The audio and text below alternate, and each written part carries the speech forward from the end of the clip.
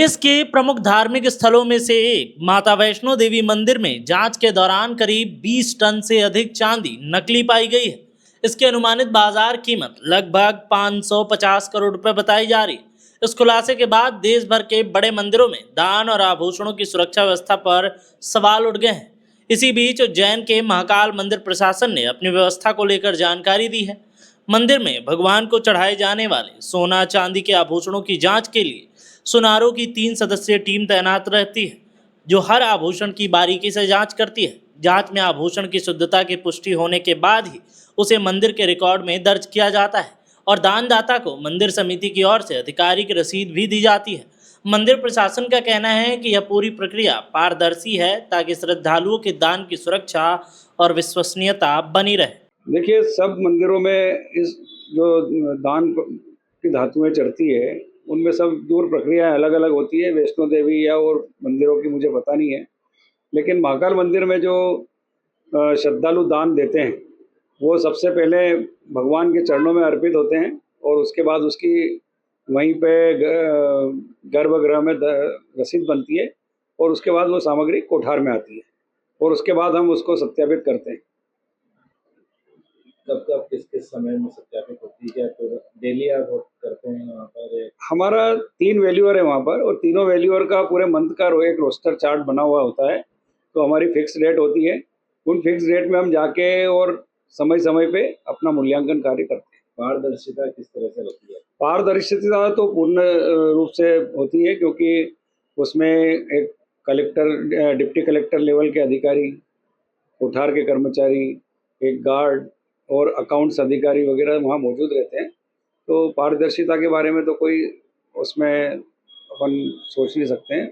बहुत अच्छी पारदर्शिता है और जो जब मूल्यांकन करते हैं तब वीडियो कैमरा पूरे समय ऑन रहता है और वीडियोग्राफी के समय हमारी जो आवाज़ है, वॉइस रिकॉर्डिंग भी होती है।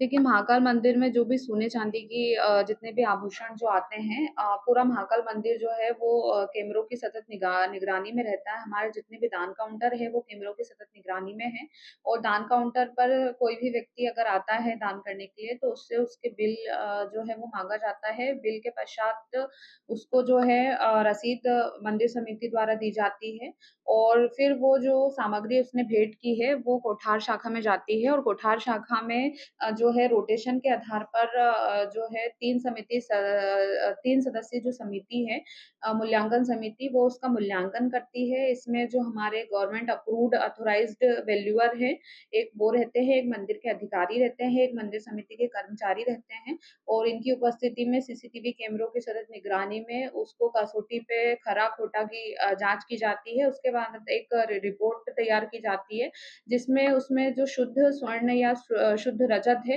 उसका परसेंटेज अंकित करके उसका मूल्यांकित किया जाता है। तो ये पूरी जो प्रक्रिया है पारदर्शी है और कैमरों के माध्यम से है।